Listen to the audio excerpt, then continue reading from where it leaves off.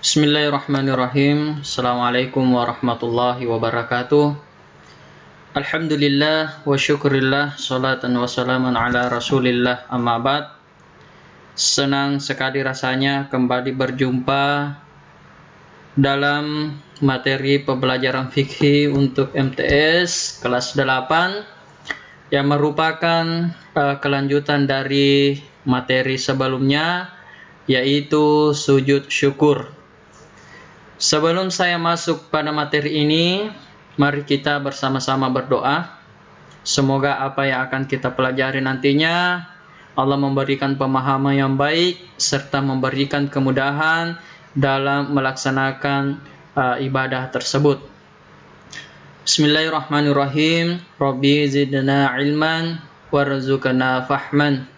Rabbi syrah li sadri wa yassir li amri wahlul 'uqdatam min lisani yafqahu qawli. Amin ya rabbal alamin. Ananda sekalian, sebelum saya lanjut kepada materi tentang sujud sahwi dan sujud tilawah, terlebih dahulu saya ingin kembali mengevaluasi hasil pelaksanaan pembelajaran sujud syukur kemarin, di mana beberapa ananda alhamdulillah telah mengirim video praktek sujud syukurnya, namun masih ada beberapa yang perlu diperbaiki. Salah satu di antaranya adalah pertama, ketika buang takbir Allahu Akbar kemudian bersedekap, setelah bersedekap di situ tidak lama, ya, tidak ada yang dibaca, langsung saja sujud, ya, langsung saja sujud. Jadi setelah bersedekap kemudian takbir lagi Allahu Akbar kemudian sujud. Disinilah ada dua versi, ada yang membaca Subhana rabbiyal a'la wa bihamdi sebanyak 3 kali, ada juga yang membaca Subhanallah walhamdulillah wala ilaha illallah wallahu akbar la haula wala quwata illa billahil aliyul azim. Oke. Nah, pada pembelajaran kali ini tentang sujud syahwi, ya, kompetensi dasar yang kita gunakan masih sama, ya. Kemudian tujuan pembelajaran tentunya kalau sebelumnya kita belajar tentang sujud syukur, sekarang kita akan lanjut kepada sujud tilawah dan sujud sahwinya. Ya, oke. Saya kira ini tidak perlu saya jelaskan terlalu panjang karena nanti ada juga penjelasannya. Oke. Karena ini adalah kelanjutan dari pertemuan kita sebelumnya, maka kita langsung pada materi ke-6, yaitu pengertian sujud sahwi. Apa itu sujud sahwi? Ya, sujud sahwi adalah sujud yang dilakukan karena lupa atau ragu-ragu di dalam sholat. Jadi seringkali kita ini dalam sholat lagi masih lupa, ya, sehingga betul, ya, kata Rasulullah bahwa al-insan mahalul khota'i wan nisyan. Manusia itu tempatnya salah dan hilaf. Tapi jangan khawatir, ulama kita memberikan sebuah informasi bahwa ketika kita lupa dan ragu di dalam sholat, maka kita disunahkan untuk sujud sahwi. Sujud sahwi dilakukan 2 kali, ya, berarti 2 kali sujud, dan dilakukan setelah membaca tahiyat akhir sebelum salam. Jadi sujudnya 2 kali. Kalau sujud syukur itu sujudnya 1 kali, ya. Kapan dilaksanakan? Setelah membaca tahiyat akhir. Misalnya tahiyat akhirnya innaka hamidul majid. Setelah itu kita sujud Allahu Akbar, kemudian duduk kembali, kemudian sujud kembali, kemudian duduk. Setelah itu barulah kita salam. Jadi sujud sahwinya itu dilaksanakan sebelum salam. Oke. Dalil tentang sujud sahwi, ya. Ini hadis yang diriwayatkan oleh Imam Ahmad dan Muslim. Rasulullah sallallahu alaihi wasallam bersabda, "An Abi Sa'idil Khudri qala an-nabiy sallallahu alaihi wasallam idza syakka ahadukum fi salatihi walam yadrikum shalla thalatha aw arba'an falyatrahi syakka wal yabni ala mastayqana thumma yasjudu sajadataini qabla an tusallim. Rawahu Ahmadu wa Muslim. Artinya dari Abu Sa'id Al-Khudri, Nabi Shallallahu Alaihi Wasallam bersabda, apabila salah seorang di antara kamu ragu dalam sholat, apakah ia sudah mengerjakan 3 atau 4 rakaat, maka hendaklah dihilangkan keraguan itu dan diteruskan sholatnya menurut yang diyakini, kemudian hendaklah sujud 2 kali sebelum salam. Inilah hadis yang menjadi dasar hukum sehingga sujud sahwi itu hukumnya disunahkan, ya. Oke, anak-anak sekalian, kita langsung masuk saja sebab-sebab sujud sahwi. Ya, orang melakukan suatu aktivitas itu pasti ada sebabnya. Ya, kita lihat apa sebabnya. Yang pertama adalah lupa atau meninggalkan salah satu rukun sholat. Seperti lupa melakukan ruku, atau lupa i'tidal atau sujud. Ya. Yang kedua, lupa atau ragu jumlah rakaat. Seperti tadi dalam hadis, ini 3 rakaat atau 4 rakaat. Sehingga disunahkan untuk sujud sahwi. Lupa membaca kunut bagi yang membiasakan kunut.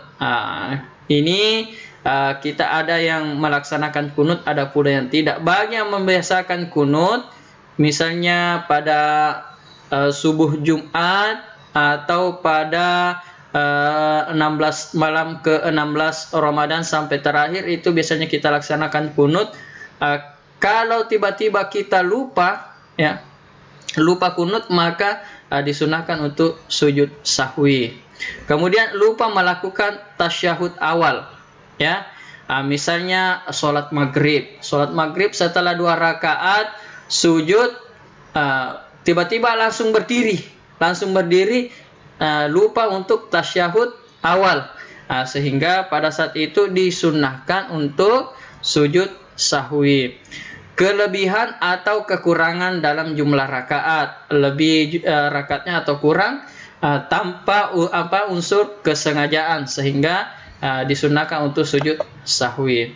Nah, dalam kasus rakaat kurang, apabila pada saat sholat ada yang mengingat bahwa rakaat sholat kita kurang, maka harus segera berdiri, takbir, dan melengkapi jumlah rakaatnya, baru kemudian sujud sahwi. Oke, mungkin salah satu kasus, misalnya kita sementara sholat, kita tidak tahu atau lupa, ya, ini 3 rakaat atau 4 rakaat, maka kita harus kembalikan dulu ke keyakinan kita. Pasti ada keyakinan tak bahwa sebenarnya saya ini baru 3 rakaat, maka kita tambah lagi 1 rakaat. Setelah tambah 1 rakaat, barulah kita sujud sahwi, karena dikhawatirkan kita lupa dalam pelaksanaan sholat itu. Baik, anak sekalian, yang ke-8 adalah memperagakan tata cara sujud sahwi. Nah, mohon diperhatikan baik-baik. Mungkin nanti ini Ananda bisa peragakan di rumah masing-masing, tapi tidak perlu dikirim lagi videonya seperti sebelumnya. Cukup untuk dipraktekkan dan dipelajari bagi diri sendiri. Dan ketika ada hal-hal yang mungkin perlu ditanyakan, ya silahkan di chat pribadi saya, nanti kita akan berdiskusi selanjutnya. Ini ada video yang saya kutip dari YouTube. Ya, ini adalah sumbernya, bisa Anda juga lihat, dan mohon diperhatikan dengan baik. Allahu Akbar. Allahu Akbar. Assalamualaikum warahmatullahi wabarakatuh. Allahu Akbar. Allahu Akbar. Allahu Akbar. Ya, lupa. Sudah berapa rakaat? Allahu Akbar. Assalamualaikum warahmatullahi wabarakatuh. Assalamualaikum. Kurang satu, kurang dua. Ragu. Aduh. Nah, lupa dan ragu. Oke, simak penjelasannya. Alhamdulillah wassalatu wassalamu ala rasulillah. Pemirsa yang berbahagia, apa yang kita saksikan adalah satu kejadian ketika orang lupa sehingga dia ragu mengenai jumlah rakaat dalam sholat yang telah dia kerjakan. Ketika kita mengalami semacam ini, ada beberapa hal yang perlu kita perhatikan. Yang pertama, bahwasanya ragu terkait jumlah rakaat sholat itu tidak membatalkan sholat. Sehingga ketika kita mengalami keraguan, silahkan Anda memilih mana yang lebih mendekati kebenaran. Atau jika kita lupa sama sekali dan tidak bisa memilih, maka kita memilih yang lebih sedikit. Misalnya, kita mengerjakan sholat duhur, kita ragu apakah sudah 4 rakaat ataukah baru 3 rakaat. Maka kita memilih yang lebih sedikit, 3 rakaat, sehingga nanti kita tambahkan 1 rakaat lagi. Kemudian yang kedua, Rasulullah SAW mengajarkan kita untuk melakukan sujud sahwi ketika kita mengalami keraguan dalam salat mengenai jumlah rakaatnya. Dan beliau memberikan rincian. Yang pertama, apabila kita bisa memiliki kecenderungan kepada salah satu yang kita yakini itu lebih benar. Misalnya kita ragu apakah ini baru 2 rakaat ataukah sudah 3 rakaat. Dan kita ingat nampaknya kita belum tasyahud awal, maka kita memilih 2 rakaat karena itu yang lebih mendekati. Kemudian selanjutnya kita melakukan salam, artinya sholat sampai selesai, lalu sujud sahwi 2 kali. Yang kedua, ketika kita sama sekali tidak bisa memilih mana yang lebih mendekati kebenaran, maka kita memilih yang lebih sedikit. Misalnya kita ragu 2 atau 3, maka kita pilih 2. Kemudian kita tambahkan 1 lagi, sehingga kita semakin yakin kalau sholat kita tidak kurang jumlah rakaatnya. Selanjutnya kita melakukan sujud sahwi sebelum salam. Lalu bagaimana jika kita tidak tahu ternyata di sana ada sujud sahwi? Jika kita tidak tahu, kemudian kita diberitahu oleh seseorang, begitu selesai sholat kita dikasih tahu Bapak ragu dan Bapak lakukan sujud sahwi, maka silahkan Anda lakukan sujud sahwi meskipun sholat sudah selesai. Sujud sahwi. Allahu Akbar. Ya, ini sujud sahwi 2 kali sujud ya. Allahu Nah, duduk dibaca. Allahu Akbar. Oke. Allahu Akbar. Assalamualaikum warahmatullahi wabarakatuh. Assalamualaikum. Allahu Akbar. Jadi kita fokus kepada sujudnya. Allahu Akbar. Subhanallah. Subhanallah. Kalau sudah terlanjur berdiri, maka dilanjutkan saja. Nanti di akhir sholat kita sujud sahwi. Allahu Akbar. Ini sujud sahwi. Makmum harus ikut. Allahu Akbar. Allahu Akbar. Ini makmum tidak tahu sujud sahwi. Assalamualaikum warahmatullahi. Assalamualaikum warahmatullahi.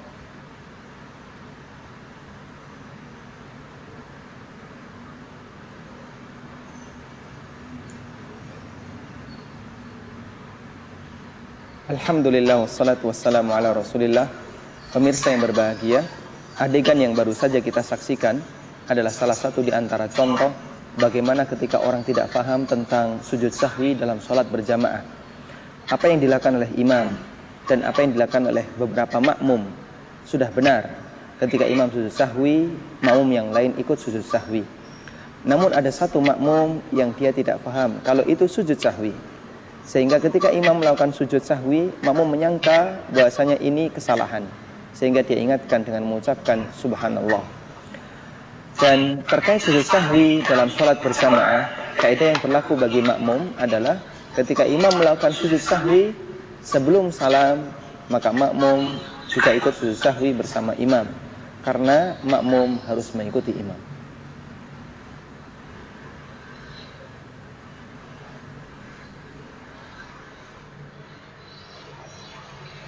Allahu Akbar. Allahu Akbar. Subhanallah. Subhanallah.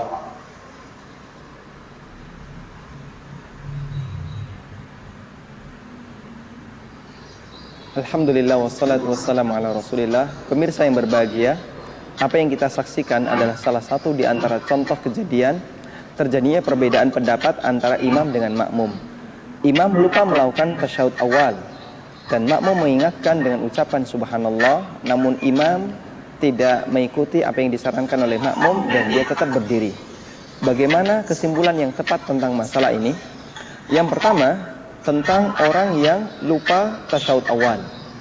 Bagi orang yang lupa tasyahud awal, di situ ada dua keadaan. Yang pertama, jika dia ingat setelah berdiri sempurna ke rakaat yang ketiga, maka dia tidak perlu kembali untuk duduk melakukan tasyahud awal. Dia lanjutkan salatnya sampai selesai. Selanjutnya dia melakukan sujud sahwi sebelum salam. Yang kedua, jika dia teringat sebelum berdiri sempurna ke rakaat yang ketiga, maka dia balik duduk lagi dan melakukan tasyahud awal, lalu dia sempurnakan sholatnya dan tidak ada syariat untuk melakukan sujud sahwi. Lalu bagaimana ketika dia mengalami lupa pada waktu sholat jamaah? Imamnya lupa, makmumnya mengingatkan. Kondisinya sama seperti yang tadi kita jelaskan. Jika imam sudah berdiri sempurna dan makmum baru mengingatkan dengan mengucapkan subhanallah, maka imam tidak perlu kembali duduk dan makmum mengikuti apa yang dilakukan oleh imam. Mereka berdiri sempurna ke rakaat berikutnya. Namun jika imam sudah diingatkan sebelum imam berdiri sempurna, sehingga ucapan subhanallah sudah diterima oleh imam sebelum berdiri sempurna, maka imam kembali duduk dan melakukan tasyahud awal. Kemudian makmum juga duduk tasyahud awal, selanjutnya selesaikan sholat dan tidak ada sujud sahwi. Ini seperti yang dilakukan oleh Rasulullah SAW, sebagaimana dalam sebuah hadis yang diriwayatkan oleh Imam Ahmad, Abu Dawud dan yang lainnya dari sahabat Mughirah bin Syu'bah. Nabi SAW pernah kelupaan melakukan atau ketika sholat beliau tidak tasyahud awal.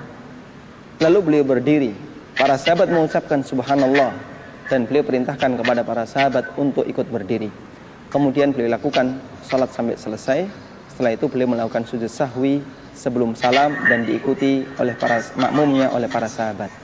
Karena itu ketika terjadi seperti ini, maka makmum ikut berdiri bersama imam, kemudian sholat diselesaikan dan sujud sahwi sebelum salam. Semoga bermanfaat.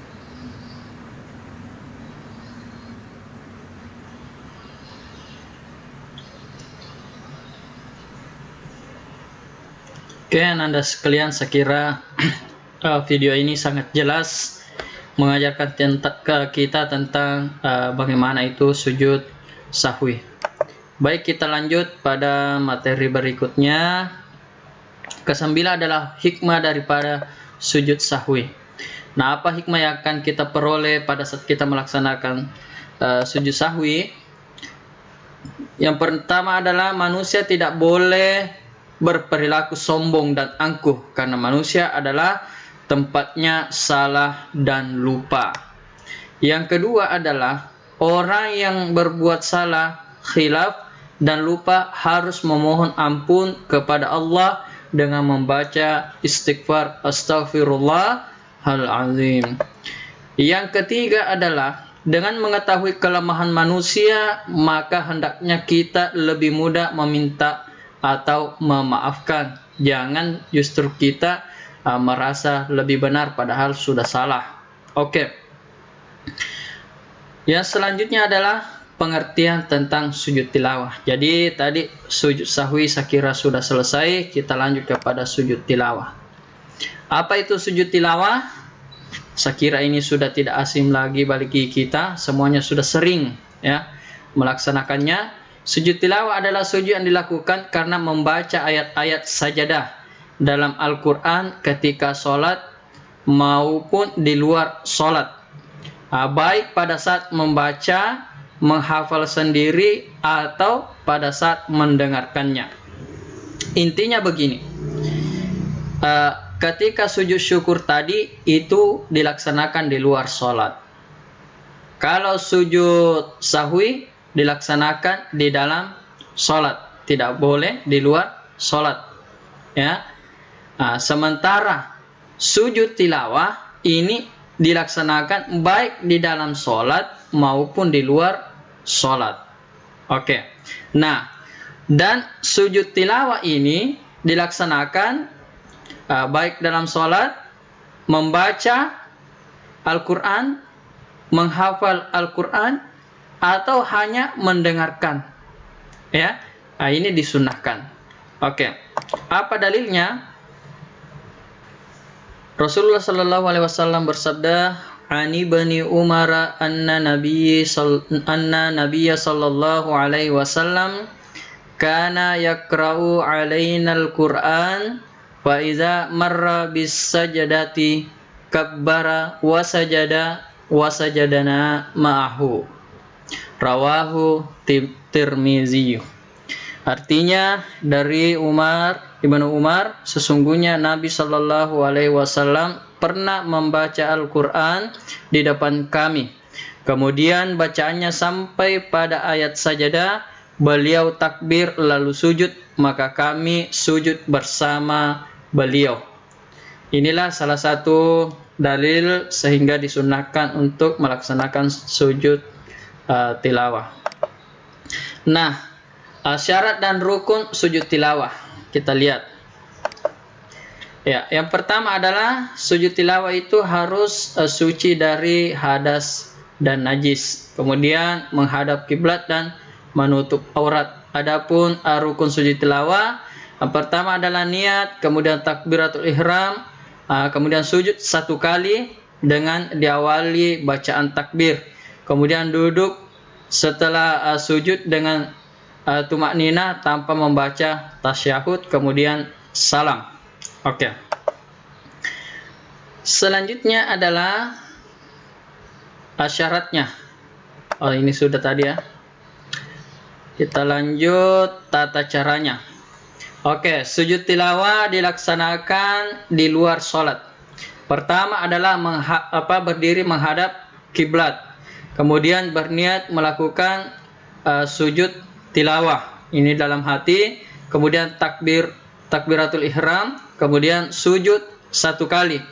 Pada saat sujud di sini kita membaca doa, sajada wajhiya lillazi khalaqahu wa syakka sam'ahu wa basarahu bihaulihi wa quwwatihi. Ada juga yang menambahkan fatabarakallahu bihsanal khaliqin. Kemudian duduk sejenak, setelah itu salam. Jadi sujudnya cuma satu kali. Sementara sujud tilawah yang dilakukan dalam sholat ini sudah sering kita laksanakan. Yang pertama, pada saat kita sedang berdiri dalam sholat membaca ayat sajadah atau imam membaca ayat sajadah, kita langsung melakukan sujud satu kali dengan membaca doa sujud tilawah. Setelah selesai melakukan sujud tilawah tersebut, kita langsung berdiri lagi dan melanjutkan sholat kembali. Oke, seperti itulah tata cara sujud tilawah. Kemudian selanjutnya yang ke-11 adalah hikmah melaksanakan sujud tilawah. Apa hikmah yang kita peroleh? Yang pertama, bahwa kita senantiasa dijauhkan dari godaan syaitan. Kemudian lebih menghayati bacaan dan makna Al-Quran yang sedang dibaca. Yang ketiga adalah mendekatkan diri kepada Allah Subhanahu wa Ta'ala. Oke, anak-anak sekalian, saya kira cukup materi kita tentang sujud syukur, sujud sahwi, dan sujud tilawah. Selanjutnya nantinya akan ada tugas. Yang pertama adalah menyelesaikan evaluasi terkait pemahaman kita terhadap materi yang sudah disajikan sebelumnya. Ya, demikian pertemuan kita. Semoga Allah Subhanahu wa Ta'ala memberikan pemahaman yang baik kepada kita dan mampu kita aplikasikan dalam kehidupan sehari-hari. Saya tutup dengan ucapan billahi taufiq wasada. Wassalamualaikum warahmatullahi wabarakatuh.